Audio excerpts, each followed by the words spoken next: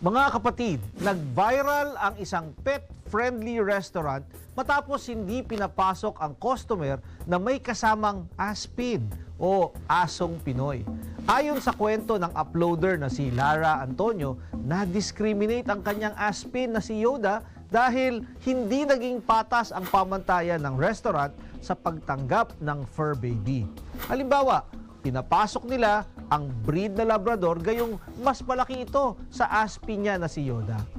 Sa nangyaring insidente, may nilabag ba ang restaurant at pwede ba silang makasuhan? Ang pag-discriminate laban sa aspin o asong Pinoy ay isang uri ng maltreatment to animals at ito po ay labag sa Section 6 ng Revised Animal Welfare Act o Republic Act 10631. Ang animal rights ay karapatan ng lahat ng animals, may breed man o aspin o asong Pinoy. Ang isang establishment na nagsasabing pet-friendly ay dapat friendly sa lahat ng pets. Ang aspin ay isang pet.